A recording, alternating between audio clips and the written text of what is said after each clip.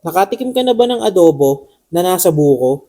Ako kasi, oo, at mga chong, grabe, ang solid nito. Isa nga lang yan sa pinagmamalaking putahe dito sa Marty's Kitchen dahil halos lahat na ata ng gusto mo ay nandito. Katulad nga nitong crispy kare-kare na halos maubos ko na sa sobrang sarap. Nandito rin yung bestseller nila na double patty burger. Ito nga yung burger na hindi tinipid at grabe, sobrang juicy. Nandito rin yung paborito nating fresh salad with olive oil at syempre, sisig na mas pinasarap pa dahil sa kanilang secret sauce. Chef, ano ba itong mga niluto mo para sa amin? So, ang niluto ko sa inyo is one of my classics, fish and chips, chicken adobo sa gata, kare-kare, chef's burger, sisig, aliolio, and chef salad. Matanong ko lang, ano ba to? Ba't nasa buko yan? Chicken adobo sa gata yan, actually, it's one of my invented dish na since adobo sa gata siya, so I think of something na special and new sa mata ng mga tao. So, nakaplato siya sa buko. Sa buko. Hindi ka ba naubusan ng buko niyan? Hindi naman. Di ba? Marami naman. Marami naman supply. Ano yung chef? Hindi yung inaano mo pag nasa hotel ka? Ayan. Actually, yan yung yung na-present ko sa Signature dish mo, no? Signature dish ko. Magkano naman yan, chef? So, ang chicken adobo sa gata namin is 130 lang. 130 lang. Pero pag sa hotel yan, nasa niya, wala ko, na 750 yan, mga ganyan. Mga nasa 750, mga 900, gano'n. Ganun. Pero dito, for only 130 pesos lang, no? Hi guys, ini-invite ko kayo here sa Marty's Kitchen. Nandito kami sa Greenland Phase 1 in front of Aqua Health. Everyday kayo bukas, chef, no? Every day from 10 a.m. to 10 p.m. Ito muna, syempre, mga chong, ang titikman natin, yung paborito nating salad. Yan, no?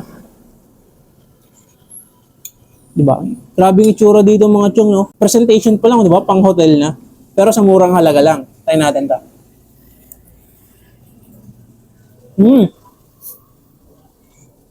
Sarap, ah. Hanggang pa natin. Olive oil tsaka parmesan cheese. Masarap. Masarap ng combination niya. Grabe. Tapos burger naman, mga chong. Ayan, no? Double patty. Ganyang kakapal yan, no? By Chef Marty, di ba? First bite dapat siya malaki agad. Hindi ko lang kung kakasya sa bibig ko. Try natin. Grabe, oh. Kulo pa. Sobrang juicy. Ang sarap. Tignan mo yung patty niya, mga chong, oh. Sobrang kapal. At saka, malalaman mo talaga kapag ang burger quality, kapag yung patty niya sobrang juicy, no? Ba? May mga juice pa. Sarap na ito, grabe. Pang 5-star hotel. Ito naman yung fish and chips nila, di ba? Pang social pa rin, pero sa murang halaga. Try muna natin syempre yung fries.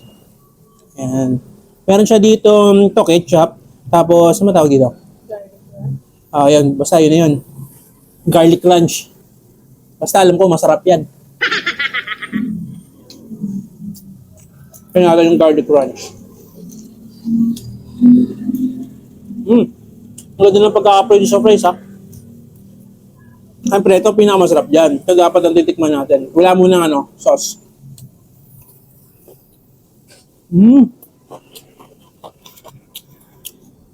Crunchy siya sa labas. Pero napakalambot pa rin sa loob. Try naman natin pag dito sinawsaw.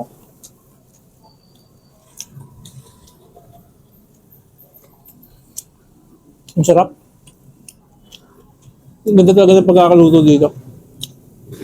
Tapos pagka bigla kang naumay, ayun o, meron siyang lemon na nakasama dito. Kagatin mo lang. Ito naman yung bago sa menu nila, mga chong. Ito yung pasta nila na kung tawagin ay Aglio Olio. Yan. Meron siya dito, mga chong, bacon tsaka parmesan cheese. Tapos olive oil. Ayan o. Kung gusto niyo, kung ayaw niyo ng red sauce or white sauce, ito, try niyo to.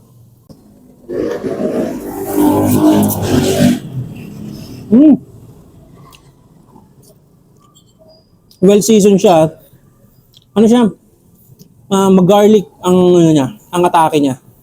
Tapos combination ng bacon. Sarap. Pang-social talaga. Ngayon nila ako nakatikim ng ganito kasarap na pasta. Parang binibasic lang ni Chef Marty, no?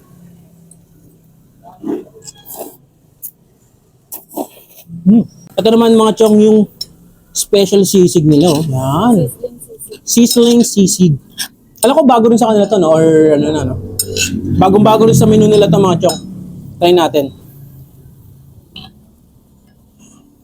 Try natin yung sisig nila. Pork sisig.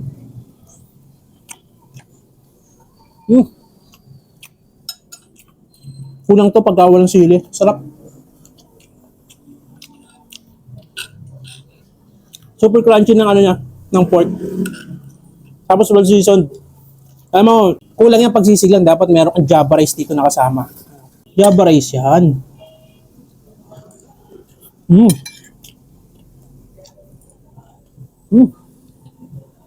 Champion, sarap din yung Java rice nila. Kahit Java rice, mga yung presentation pa lang, panalo na no? Pati yung lasa, syempre. Ito yung tinatawag na crispy kare-kare. Ito yung kare-kare sauce nyo. Diba? Diba plating pa lang mga chong, di ba napaka-social na? Pero syempre, hindi tayo papaano sa plating lang. Kailangan tikman din natin yan. Wala mo ng bagoong.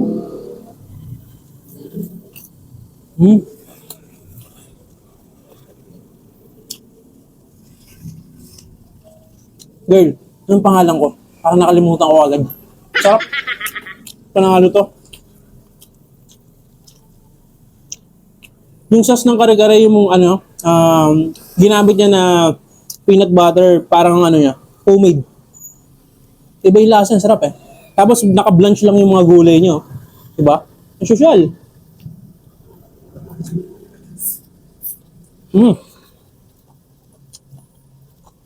Siyempre, try natin yung pag may bagoong. Hindi pwedeng kare-kare walang bagoong. Tapos, sauce niya. For you. Ang kulang. Kanin, siyempre.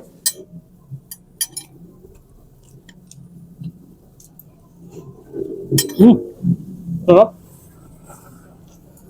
Siyempre mga chong, ito ang pampinali natin, yung signature dish ni Chef. Adobo sa gata na nakalagay sa buko talaga. For only 130 pesos mga chong, subukan nyo to. Try natin. Ayun o. Bali yung rice nyo mga chong, nandito na sa loob din ng kompleto na siya. Nasa loob na siya ng buko. Ayun o.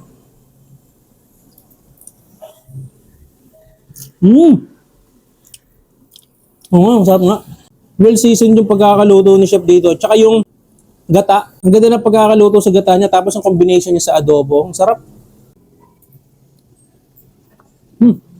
Ang lambot pa. Sarap.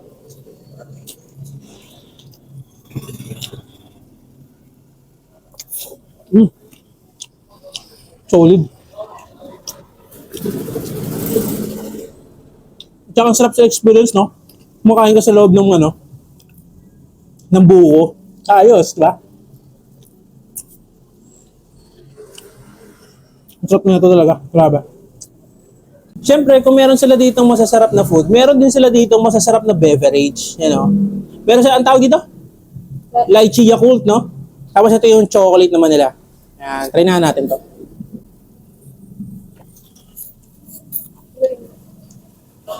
Akin to. Iuwi ko to. Paborito ko to eh. Basta chocolate, ang sarap. Pag sinabing chocolate, akin talaga yan. Tapos ito yung lychee Yakult niyan. Siyempre kay Bebe Girl to. Tikman muna natin. Ang sarap yun, ha? Champion.